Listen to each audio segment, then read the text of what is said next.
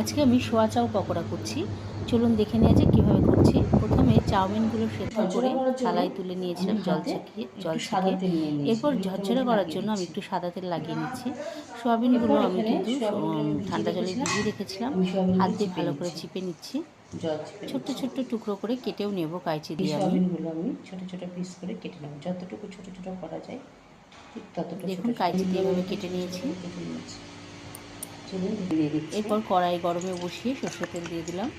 তার মধ্যে একটা শুকনো লঙ্কা এবং 2-3টে কাঁচা লঙ্কা ফোড়নে দিয়ে দিচ্ছি। এরপর আদা কুচিটাও দিয়ে দিলাম।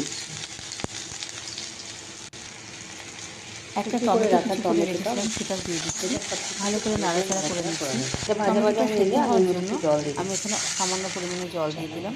এখানে ধনের গুঁড়ো দিয়েছি, হলুদ দিলাম, আর স্বাদ মতো লবণ দিচ্ছি। সামান্য পরিমাণে চিনি অ্যাড করলাম, আর সামান্য একটু হিং দিয়ে দিলাম। দিয়ে ভালো করে সব কিছু মিশিয়ে দিলাম।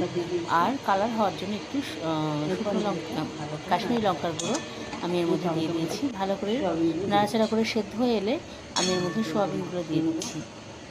এরপর একটু ভাজা ভাজা করে ওই কড়াইয়ে আবার একটু সর্ষের তেল দিয়ে দিচ্ছি। আমি 2টো আলু সেদ্ধ করে রেখেছিলাম, সেটাও এর মধ্যে দিয়ে দিলাম।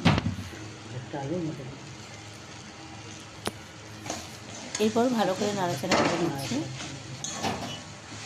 এখানে 1 চামচ বেসন দিচ্ছি। সব কিছু আবারও ভালো করে নাড়াচাড়া করে নামিয়ে নেব। তার আগে একটু গরম মশলার গুঁড়ো দিয়ে দিলাম। ভালো করে নাড়াচাড়া করে নামিয়ে নিলাম এবং ঠান্ডা হয়ে এলে আমি একটা শেপ দিয়ে দেবো। আমি এখানে গোল করে মানে চ্যাপটা করে নিয়েছি, আলুর চপ যেভাবে বানায় গোল করে, তারপর একটু হাতের চাপ দিয়ে চ্যাপটা করে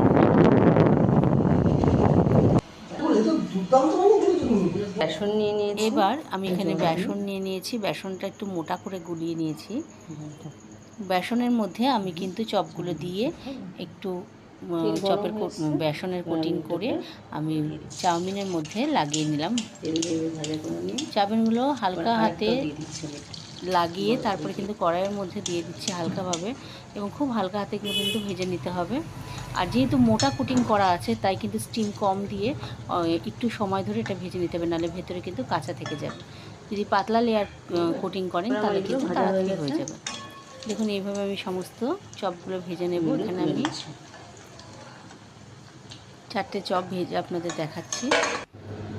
এইভাবে ভেজে নিয়েছি। আপনারা এইভাবে করে খেয়ে দেখুন কেমন লাগে।